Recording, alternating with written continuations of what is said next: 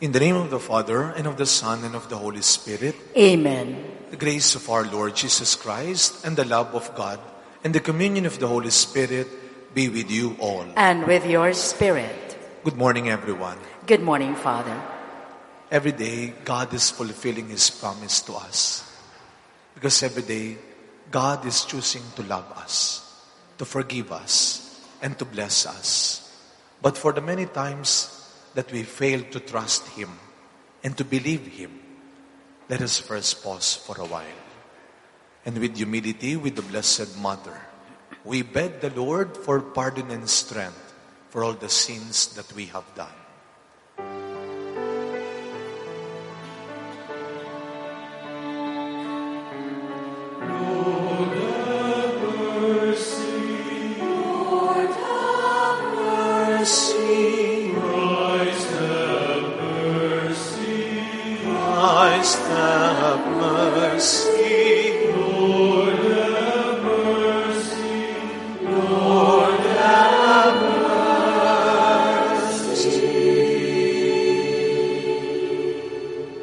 Almighty God, have mercy on us, forgive us our sins, and bring us to everlasting life. Amen. Glory to God in the highest. Glory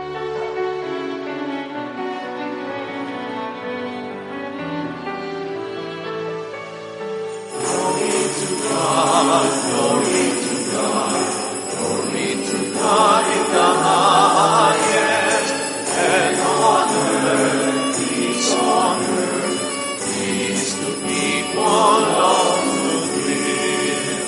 We praise you, we bless you, we adore you, we glorify you, we give you thanks for your great glory, Lord God, heavenly King, O God, Almighty Father, Lord Jesus Christ, only begotten Son, Lord God, Lamb of God, Son of the Father, you take away the sins of the world, have mercy on us. You take away the sins of the world, receive our prayer. You are seated at the right hand of the Father. Have mercy on us. For you alone are the Holy One. You alone are the Lord. You alone are the Most High, Jesus Christ. With the Holy Spirit, in the glory of God the Father. Glory to God, glory to God, glory to God in the highest, and on earth, peace to people of good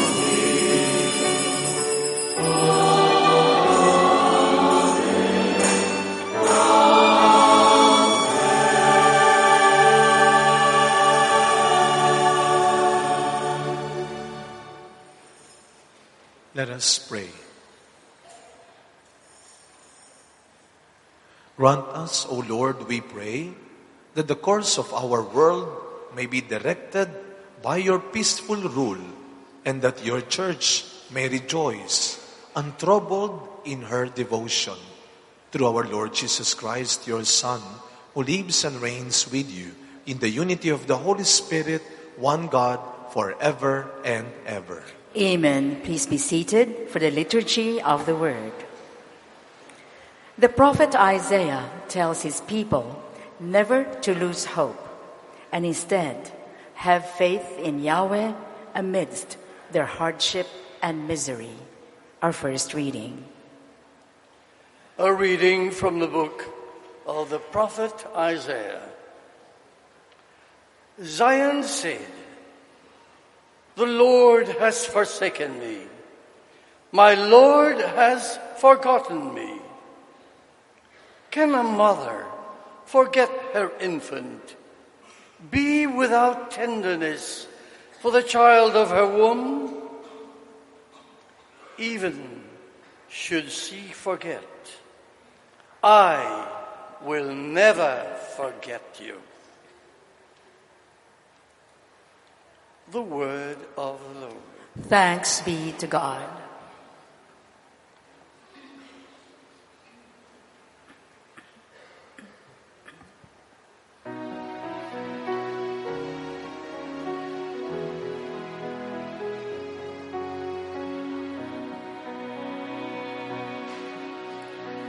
Rest in God alone, my soul. Rest in God alone, my soul. Only in God is my soul.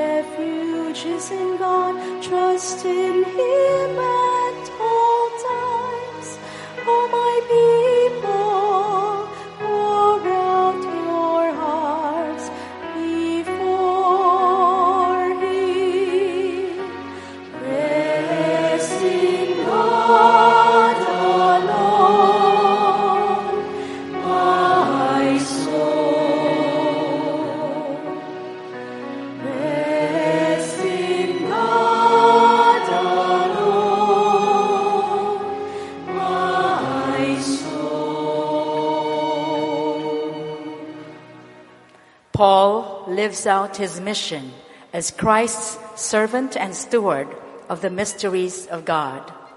Thus, he is confident of the God who will judge him according to what he has accomplished in his name. Our second reading. A reading from the first letter of St. Paul to the Corinthians. Brothers and sisters, thus should one regard us as servants of Christ and stewards of the mysteries of God. Now, it is of course required of stewards that they be found trustworthy. It does not concern me in the least that I be judged by you or any human tribunal.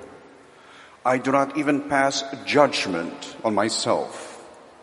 I am not conscious of anything against me, but I do not thereby stand acquitted. The one who judges me is the Lord. Therefore, do not make any judgment before the appointed time, until the Lord comes. For he will bring to light what is hidden in darkness and will manifest the motives of our hearts, and then everyone will receive praise from God.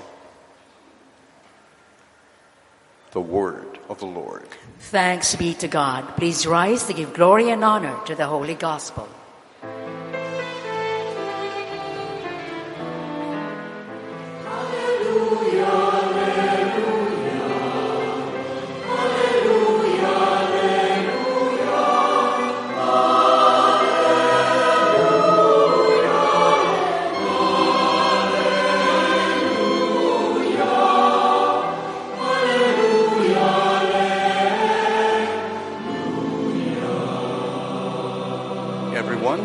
The Word of God is living and effective, discerning reflections and thoughts of the hearts.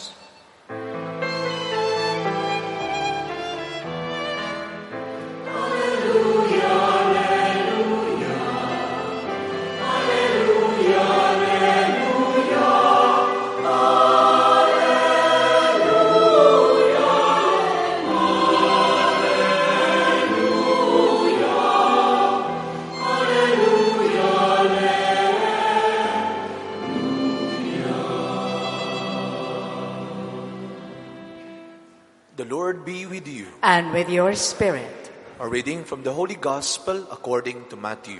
Glory to you, O Lord. Jesus said to his disciples, "No one can serve two masters.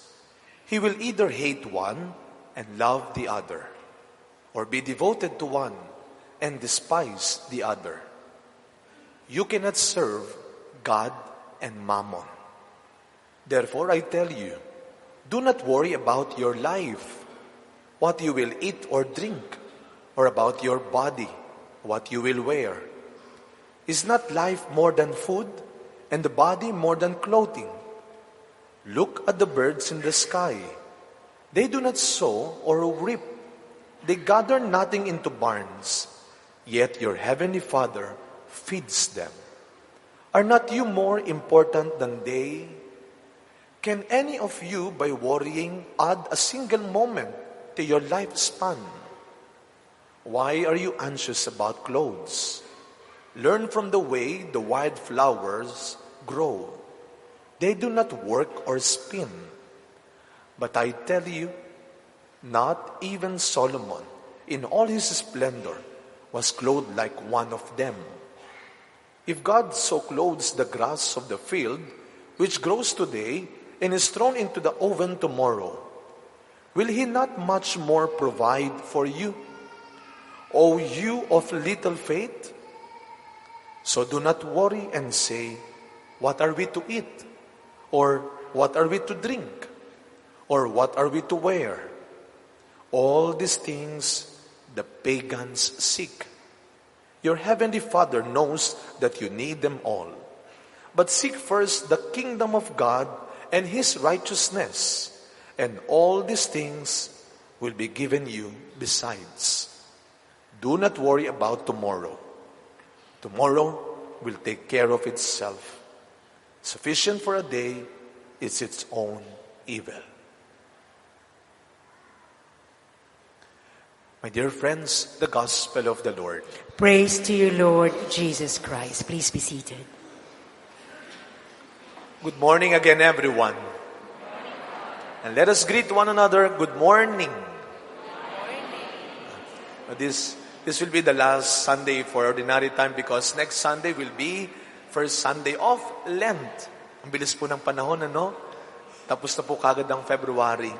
Kaya dahil magsisimula na ulit ang bagong buwan, siguro it is good to ask one another dahil morning naman ngayon, ng umagang-umaga.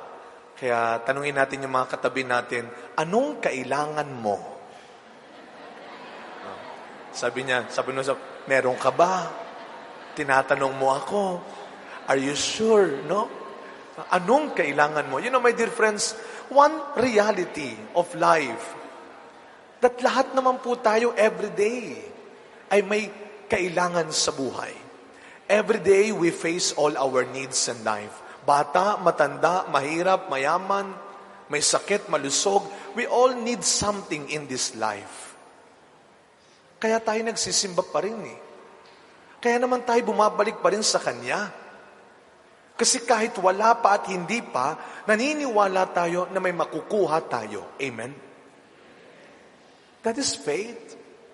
Kahit wala pa at hindi pa, naniniwala tayo na may mapapala tayo.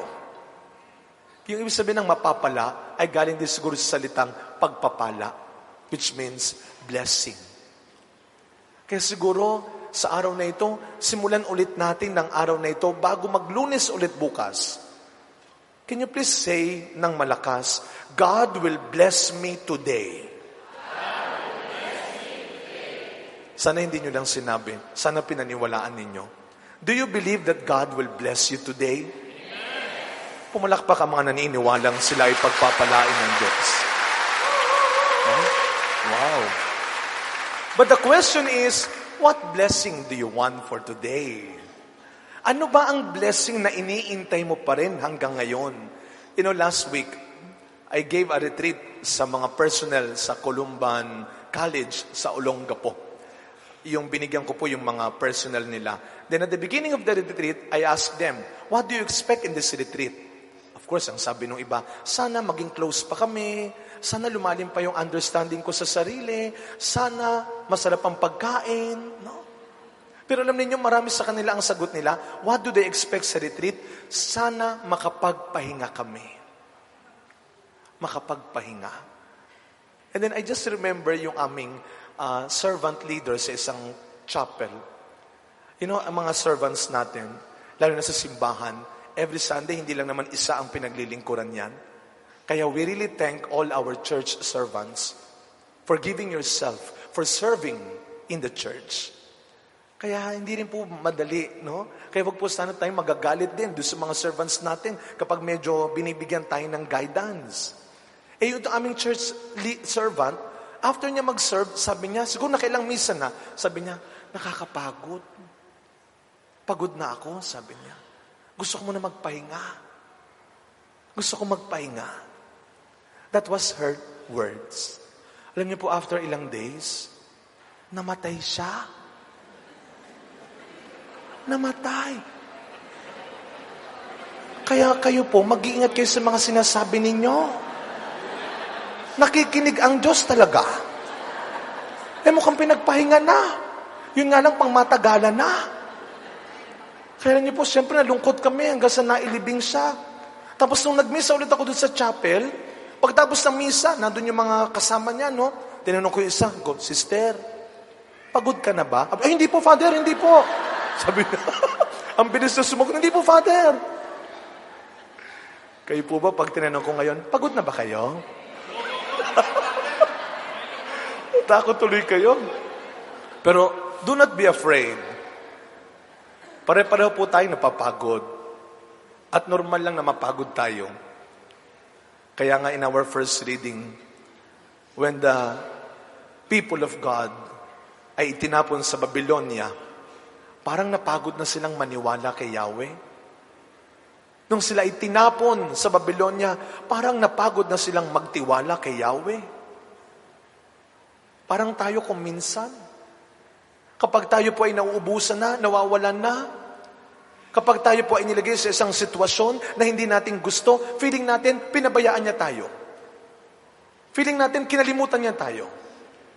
Para bang ayoko na, nakakapagod ng maniwala sa'yo. Parang hindi ka nakikinig. Nakakapagod ng mag-serve sa'yo. Nagsaserve na ako, kami pa nagkakaganito. Parang napapagod din tayo. That's why Isaiah encouraged them to believe again. That's why Isaiah encouraged them to trust more. That God will remain faithful to His promise to us. Just like a good mother. Just like a good mother. Mabuting magulang. Kasi minsan, nakakalimutan din natin ang pagiging mabuting magulang. Pero ang Diyos, kagaya ng isang mabuting magulang, a good mother will never forget her child. Hindi niya kalilimutan ng kanyang anak. Yung aming labandera sa seminaryo dati, matandang-matanda na po. And so I asked her, Nay, hindi ka pa ba magre-retire? Kasi ang tanda na po niya, pero naglalaba pa rin siya. Sabi niya sa akin, alam mo, Father, kung ako lang, ayoko na. Pero para sa mga anak ko, kaya ko pa. Kung ako lang, ayoko na. Pero naalala niya yung mga anak niya. Kaya pa niya. Ganyan naman ang magulang. Gustong-gusto ko po yung pinapanood ng nanay at tatay kong teleserye ngayon. Ang ganda kasi ng pelikula naman, may mapupulot na aral, lalo na sa pamilya. Yung nawawalan na ng nagkaka-Alzheimer na. Hindi ko na sasabihin yung teleserye, baka ma-promote ko pa. Basta si Mamala, no? Si Mamala. Yung eksena yun na parang magkakasakit na siya. Ang sabi lang niya sa mga anak niya, mawala man kayo sa isip ko, dito sa puso ko mananatili kayo. Dahil hindi makakalimot ang puso. A mother, a good mother, a good father will never forget their child. Hindi nakakalimot ang puso ng isang magulang. Though our mind can forget them, but our hearts will always beat for them. Kaya nga po, pilit na pinapaalala ni Isaiah sa kanila na manatili tayong tapat. And in our gospel today, inulit-ulit ni Kristo yan sa atin.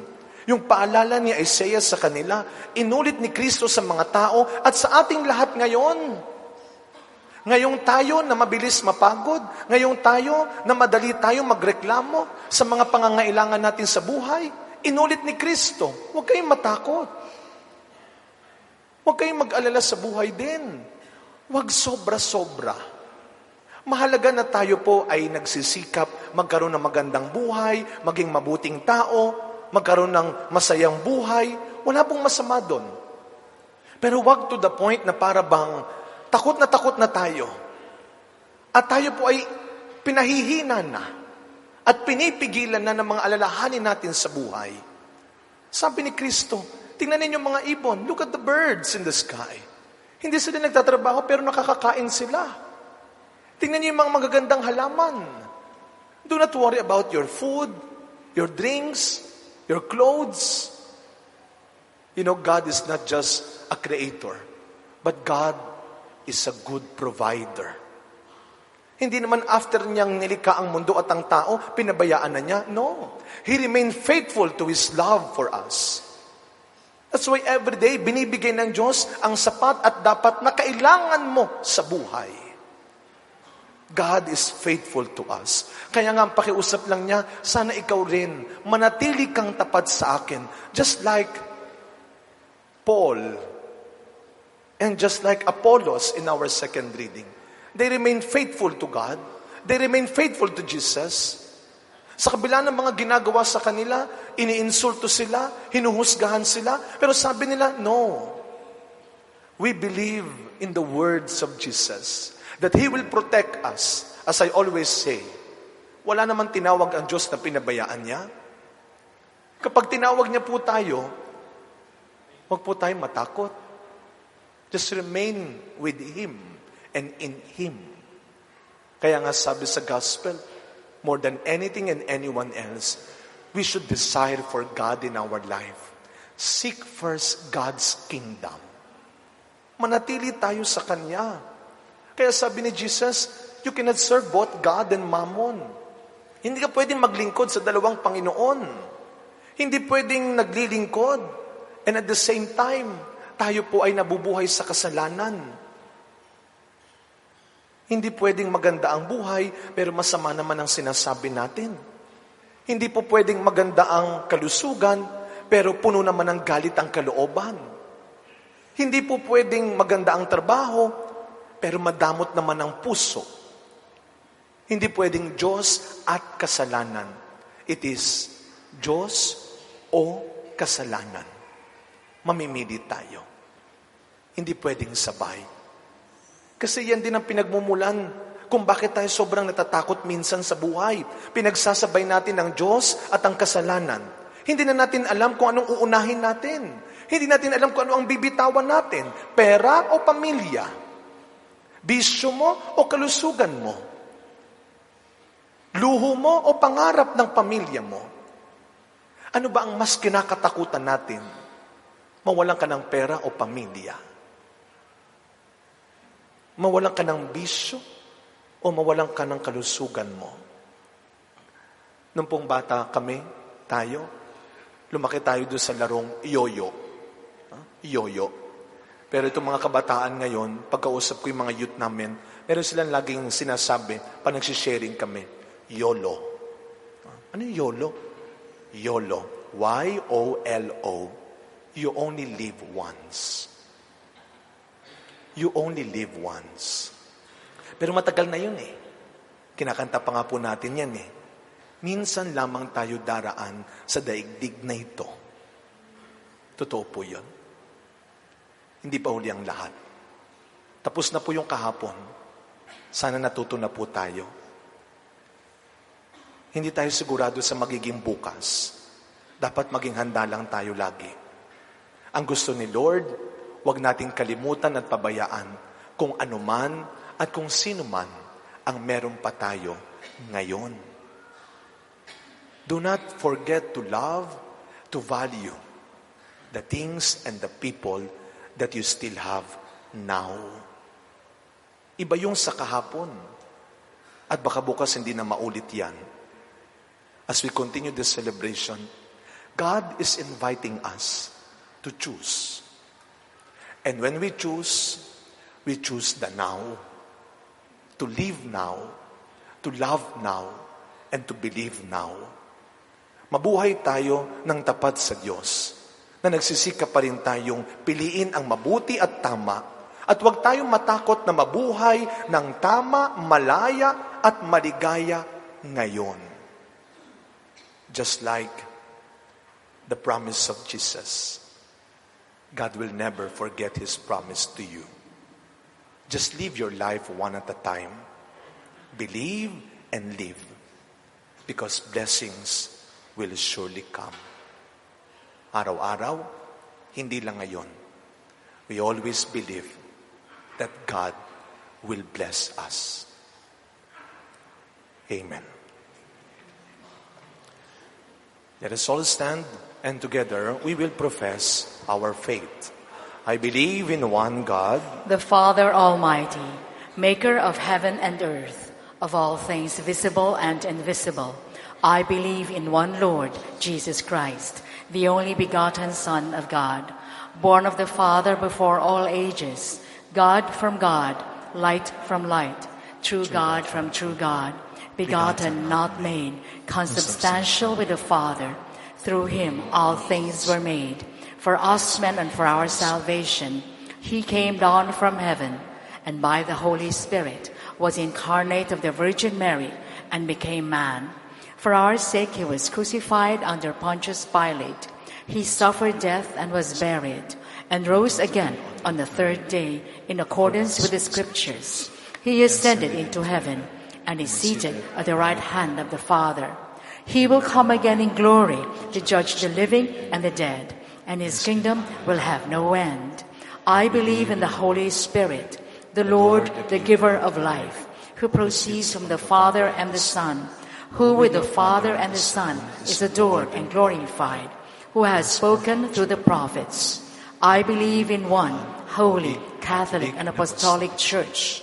I confess one baptism for the forgiveness of sins, and I look forward to the resurrection of the dead and the life of the world to come. Amen.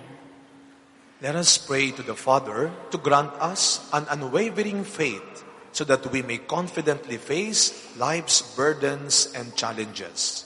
And let our response be, listen to the prayers of your children, Lord. Listen to the prayers of your children, Lord.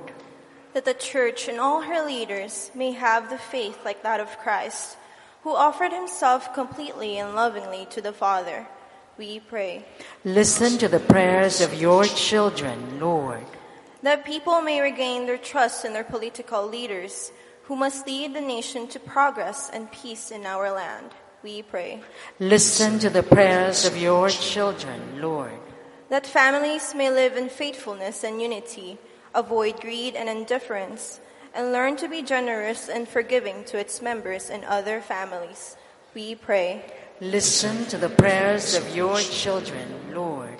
that those who are imprisoned by fear and despair may find strength in the Holy Spirit, who consoles and defends those who are weak and weary. We pray Listen to the prayers of your children, Lord. that our sick brothers and sisters may experience the Lord's strength and healing in their tender, loving care for them. We pray Listen to the prayers of your children, Lord. Generous Father, hear the prayers of your people. Help us to live out our promise to love and to serve one another with compassion and understanding. Through Christ our Lord. Amen. Please remain standing as the gifts are being offered to the altar.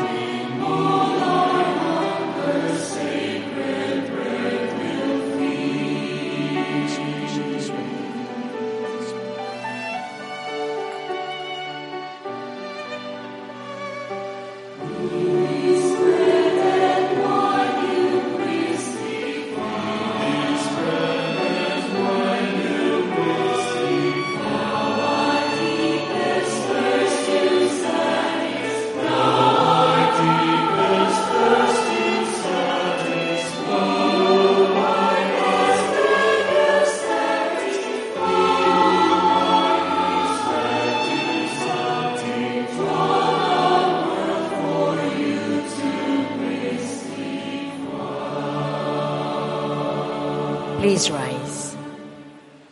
Pray, my dear brethren, that my sacrifice and yours may be acceptable to God, the Almighty Father. May the Lord accept the sacrifice at your hands for the praise and glory of his name, for our good and the good of all his holy church. O God, who provide gifts to be offered to your name, and count our oblations as signs of our desire to serve you with devotion, we ask of your mercy that what you grant as the source of merit may also help us to attain merit's reward. Through Christ our Lord. Amen. The Lord be with you. And with your spirit. Lift up your hearts. We lift them up to the Lord. Let us give thanks to the Lord our God. It is right and just. It is truly right and just, our duty and our salvation, always and everywhere to give you thanks, Lord, Holy Father, Almighty and eternal God. For you laid the foundations of the world and have arranged the changing of times and seasons. You formed man in your own image and set humanity over the whole world in all its wonder, to rule in your name over all you have made, and forever praise you in your mighty works. Through Christ our Lord, and so with all the angels we praise you, as in joyful celebration we acclaim.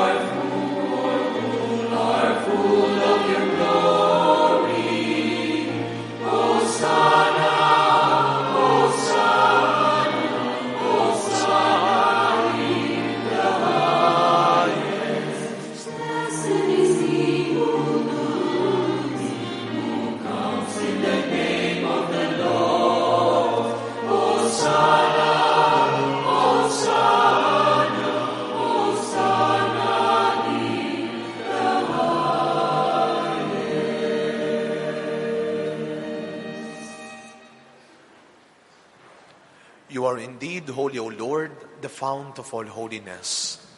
Make holy, therefore, these gifts, we pray, by sending down your Spirit upon them like the dewfall, so that they may become for us the body and blood of our Lord Jesus Christ. At that time, he was betrayed and entered willingly into his passion. He took bread and giving thanks, broke it and gave it to his disciples, saying, "Take this, all of you, and eat of it, for this is my body, which will be given up for you."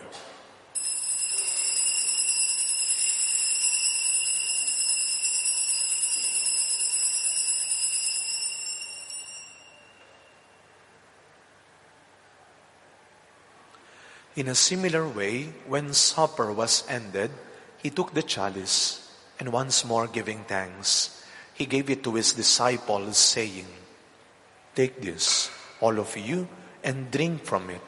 For this is the chalice of my blood, the blood of the new and eternal covenant, which will be poured out for you and for many, for the forgiveness of sins.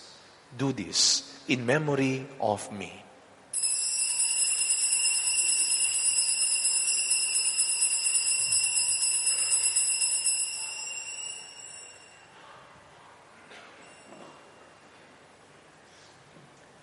The mystery of faith.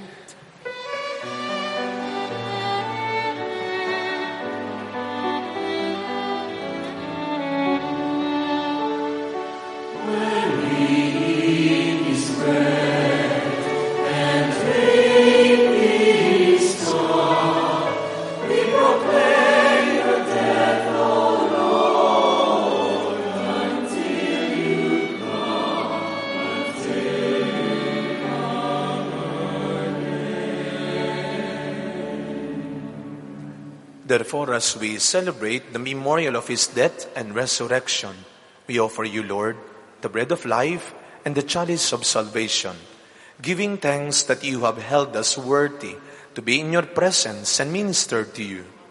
Humbly we pray that partaking of the body and blood of Christ, we may be gathered into one by the Holy Spirit.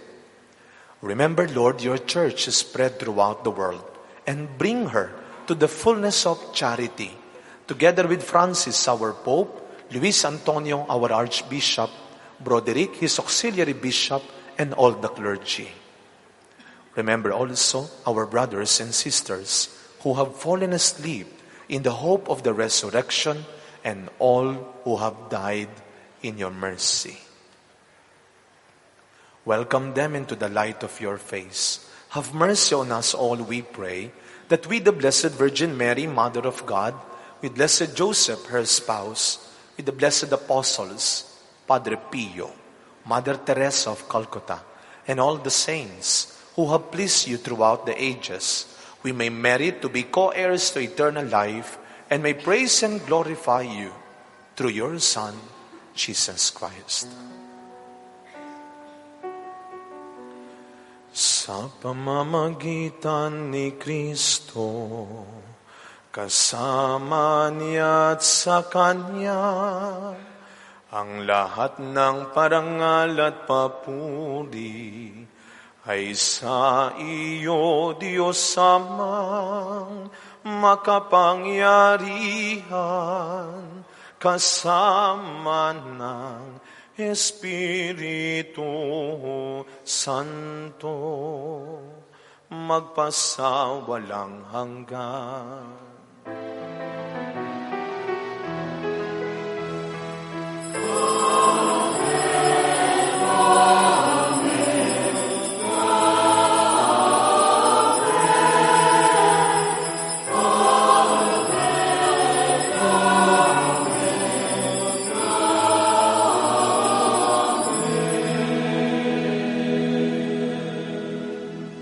As children of our generous Father, full of trust, we now sing the prayer Jesus taught us.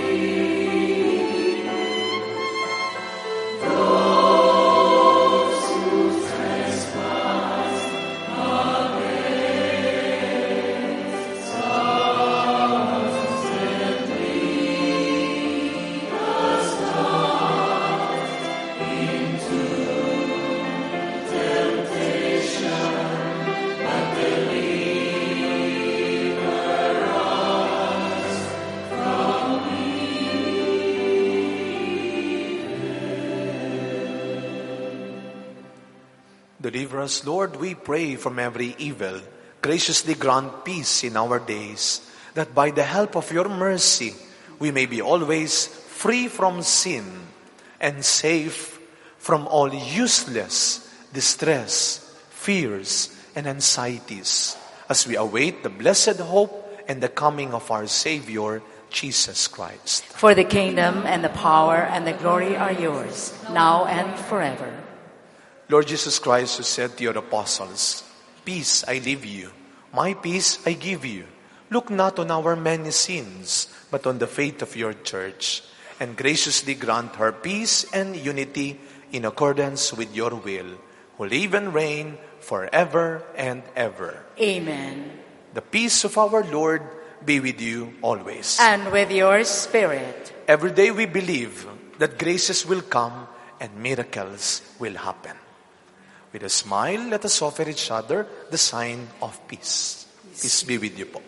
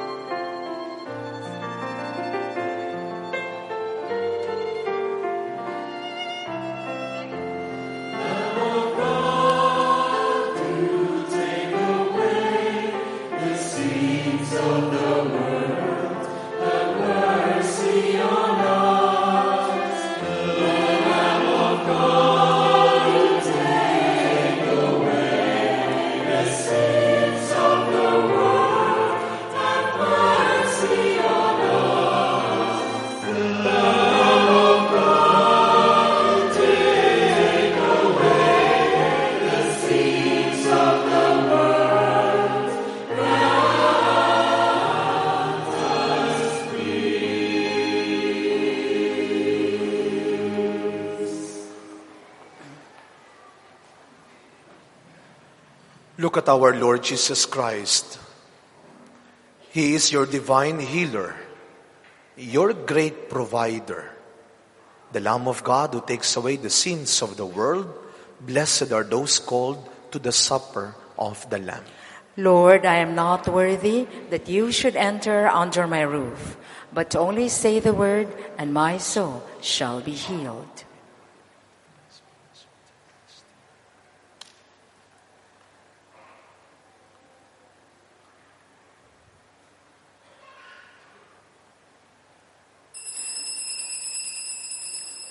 For those of you who are unable to receive Holy Communion, especially our brothers and sisters who are joining us in this TV Mass, we invite you to pray with us this prayer for spiritual communion. My Jesus, I believe that you are present in the most holy sacrament. I love you above all things, and I desire to receive you into my soul.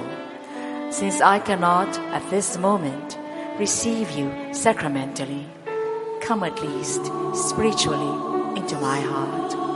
I embrace you as if you were already there and unite myself wholly to you. Never permit me to be separated from you. Amen.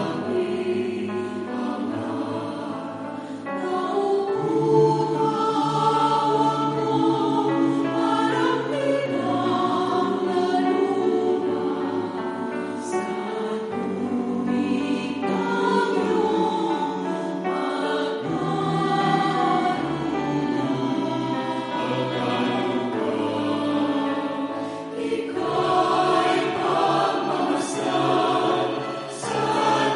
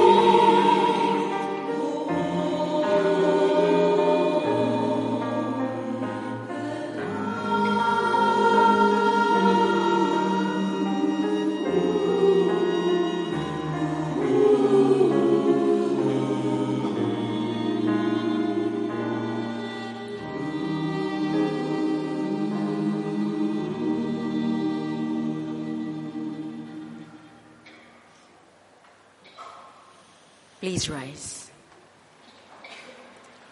Let us pray.